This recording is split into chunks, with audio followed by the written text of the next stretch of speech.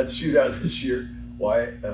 I did not plan exactly to come back with Britney here. It's Britney, bitch. But here it is, and it's apart, and I guess I'll kind of just explain to you exactly what all we've got handled so far and what we're working on as far as getting it going, so everybody can kind of follow along and also enjoy and understand what we're doing here. So I can't think of a better place for this to have gone. I feel the same way, and I'm very happy that I was able to have it, and I'm very proud to have it. And you're gonna do it justice, right? I will do it full legit justice. You heard for him. Sure. For sure. Yeah, I've already got Trey Laughlin over at Laughlin Metal Designs lined up to add a few bars to it to make it 25.5 ready, safe. so that because my wife wants me to live a long time. So, but I like a lot of the safety features that are in it already. It has a nice fire suppression system that sprays at the mechanical fuel pump and the rail and stuff. So it's not that it's an unsafe car, but to go into the sevens like Joe wanted it to, it does need a couple more bars. Yeah. Times 2 or 3. It needs a few more bars. Per SFI. Yeah, for SFI. NHRA rules. The SFI 25.5 is what we're gonna. Gotcha. Is what Trey says we need to build it to. So we're gonna work on that. And the last time that Joe ran the car was in February, and it wasn't running super clean or anything in February. It was having gremlins, and it had some gremlins. It had some ignition gremlins and some where's this coolant coming from kind of gremlins. And so I didn't really know what to expect. I knew that it had a few problems and some stuff needed to get sorted out. So we just dove in, right? So the first thing we did was we pulled the spark plugs out of it and bore scoped the cylinders, and it was a good thing that the camera was water resistant, because Lunker straight into water. Straight into water. Was it water or methanol? Yeah, okay, there was a question about that first. Okay, because as I thought, oh my gosh, it's full of water, and I started talking to my buddies, everybody that had helped on the car in the past, I found out that's a tri-deck block, Robert. I don't know where the water would be coming from. And I was like, okay, well now it's even more curious, right? So geez, that meant that an injector's hanging open, and that's a bunch of methanol. So we sucked the fluid out, put it in a little metal bowl and hit it with a torch, but there's nothing. So it smelled like water, and it acted like water. It was water. Yep. And so we're like, well, we'll just get the head off.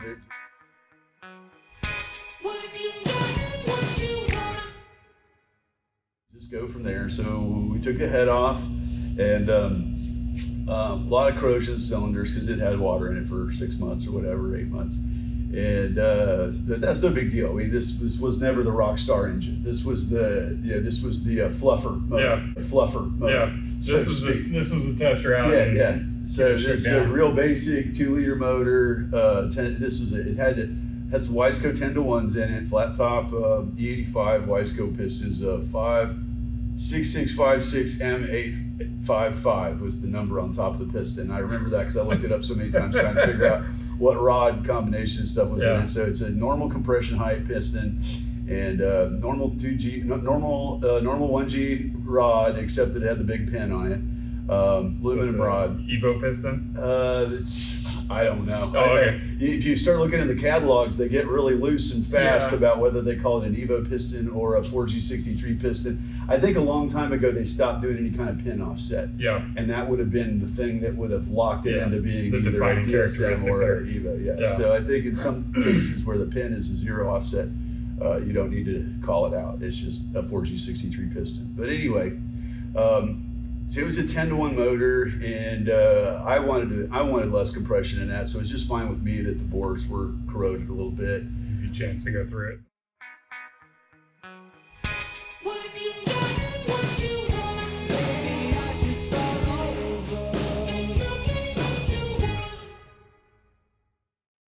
Yeah. So the head came off. We got the block out of it, as you can see, and the transmission sitting over here. We're just kind of like assessing and making our to-do list, right? So we're just kind of going around and doing Mr. Fix-It stuff. There's some wiring stuff that Joe was working on that we're going to wrap up for the ignition system that hopefully will cause the ignition to drop out, to go away. He was having a hard time making full passes with ignition on all 4 cylinders. And we think we see in the wiring here, he thought he knew what it was too. I think we're going to try to implement that solution now of relocating the power supply for the coils, and that'll help it. So just today though, we got the motor and the transmission out of it, and I wanted to just pop the bottom end apart and just go, yeah, it looks good, and then take the block over to get bored. But the flex plate was welded to the end of the crankshaft. Oh. Yeah, so you can probably see this better in a close-up picture of it. But man, you put this on sloppy, people thought you'd run it as is.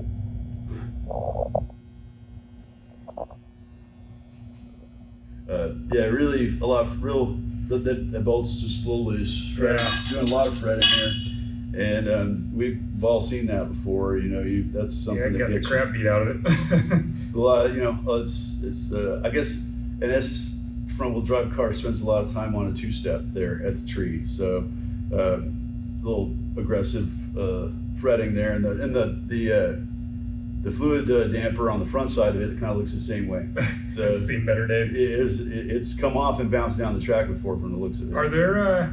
There's not many cars in XFWD that are automatics, right? This is one of the few.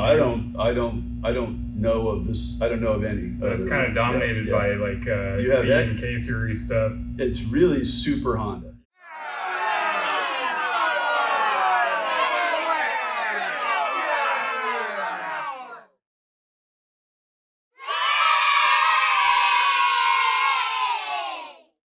Super Honda. I don't know if there's anybody else that's not a Honda that's doing it. Maybe there's a SRT4 out there or something. Yeah. Honda dominated Class 2 racing, XFWD and SFWD, because you got 2 different turbo rules there. I think the XFWD has some weight brakes that are in the weight range for this car that let me be light. Like, this is a pretty light car, 2,300-ish something odd pounds, and it can race at that 2,300-ish pounds if it has a 64.9 millimeter or smaller turbo on it.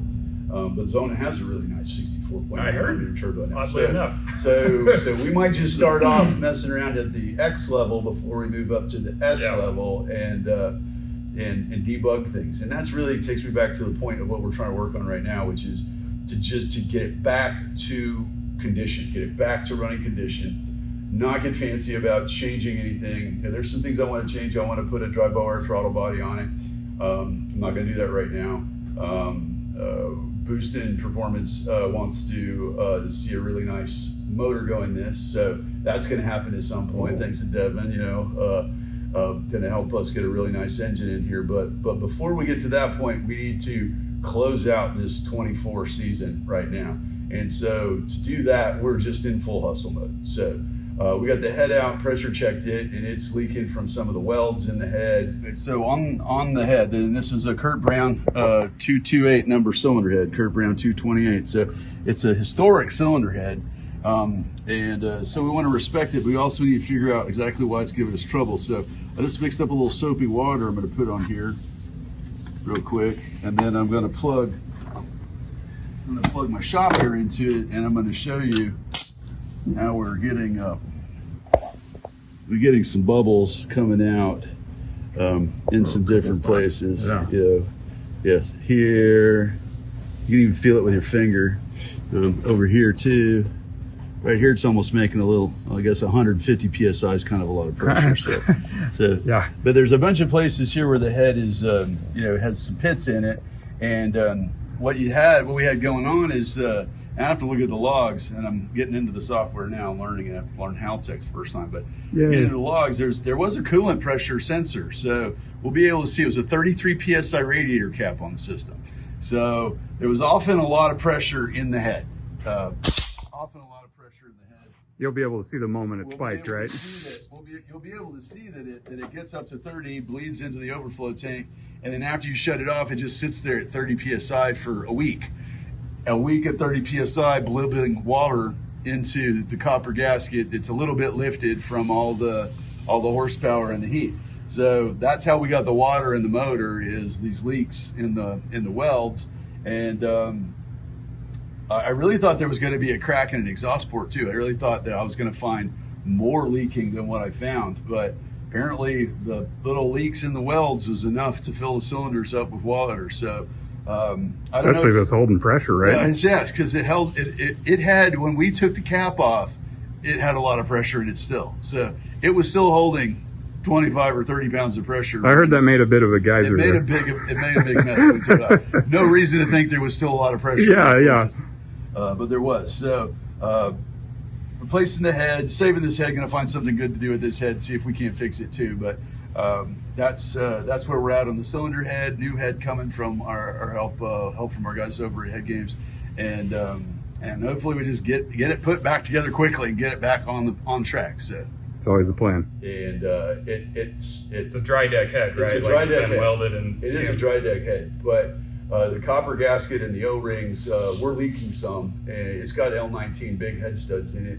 And Marco from Magnus is going to come over here with some pressure paper, and we're going to just kind of do a couple of tests on where we're pinching and how much pressure we have. And if you've never seen the pressure paper stuff that Marco uses to work on head clamping, it's pretty cool. I've never seen that in my life. Okay, I'm excited. It's kind of like you remember carbon paper. Yeah. You write it and it writes through. It's kind of like carbon paper, and you don't put the head gasket in. You put it on the head. You put it on the block. You put the head in. Cut the holes out for the bolts. You put the head on and you clamp it down, and then you take the head off. It just shows you high pressure and low bright pressure. Red where the high pressure is. So if you've got O-rings, it's going to be bright red where the O-rings pinch the paper. It's going to be bright red, hopefully, around all the water connections, et cetera, and the oil returns and stuff like that. But you get to see how much clamping pressure you have using this paper. So Marco's going to come over. We're going to look at that. And now that we've got this motor out and realized that the crank is fretted, I need to change the crank. Really kind of at a bigger crossroads now, because I thought we were just going to do fast and dirty, bore the block, put fresh pistons in it, put it back together, and clean the injectors up and just go make hits. Yeah. Because there's nothing inherently broken about the car other than it had the bore corrosion and the water leaking in the head. You're getting hit with there's a lot of other little sort of things. while we're here's, but also sort of that's not quite right. We may as well fix that correctly. It's more than just while we're here. Yeah. Because it's easy for me to pass the while we're here's, but the flex plate's got to connect to the crankshaft without fretting. Yeah. So that's a matter of getting the right link bolts, bottom tapping the bolt holes, making sure that you got a lot of thread engagement. You have no hydro lock in the bottom of the hole, and you get lots of thread engagement and proper torque. This had the ARP bolts in it, but they're too long. They're bottomed out in the bottom of the holes. Oh. So it looked like it was nice and good and tight, clicking the torque wrench and everything like that. But it had no clamp load on them. it didn't have it. Some of the bolts had more clamp load than others, and this is what caused the shredding to start. And there's a lot. You look at the close-up pictures of this. There's a lot of metal transfer on the washer and the flex plate.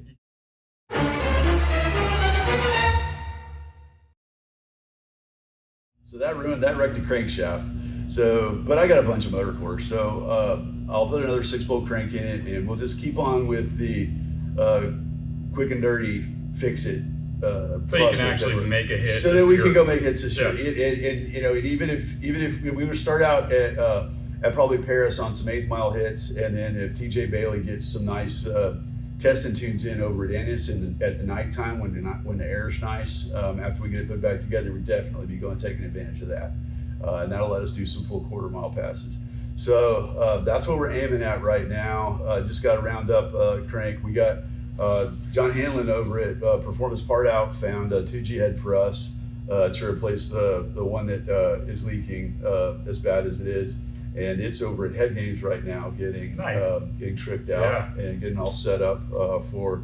I told Normie over there. I said we're going to go 10,000 RPM. It's going to have 50 pounds of boost in it. So that's what you got to do. Set it up accordingly. That's what you got to do. I don't know about the rest of the details, but that's what I'm going to do to it. So get it ready for that. And so we'll have that from them pretty soon. The pistons will be in next week, beginning of next week. We'll get the block over to the machine shop next week and get it bored and put a fresh deck on it and figure out how we're going to set the head gasket up, if we're going to go back with copper and a stainless O-ring in the head, or whether we're going to try an HKS head gasket, or exactly what we're going to do. We'll make some more videos about those details when we get to that point of it, but that's really inherently the plan from where it's at right now. I know I'm forgetting a lot of stuff. I've been talking to everybody about this car.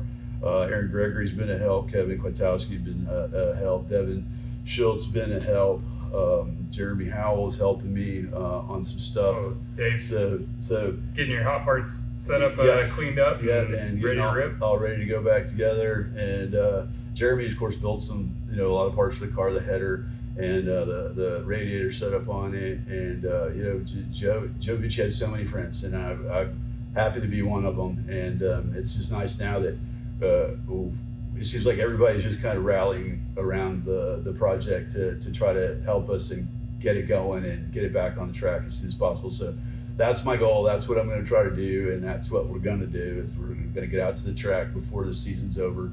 Hopefully in like 4 weeks, man. Hopefully in 4 or 5 weeks we can get back out there before it's even Thanksgiving and take some hits. At the end of this year and see what other things we need to look at on the car. Because it's never over. Man. No, of course not. It never ends.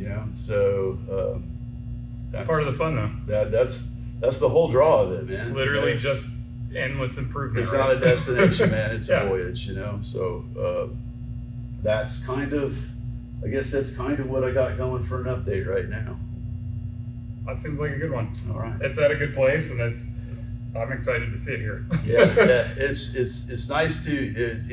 It's hot this time of year, and so messing with it is working on it is hot and frustrating and sweat in your eyes and stuff like that. But it's nice to just have a cold Miller Lite and talk about it and visit a little bit and fill everybody in on what's going on, and hopefully we'll make some more videos about what's going on with Joe Bucci's car, Miss Britney here, and just keep having a good time. So thanks for watching the video, you guys, and thanks for hanging out with Wyatt. Absolutely. Boost on, y'all.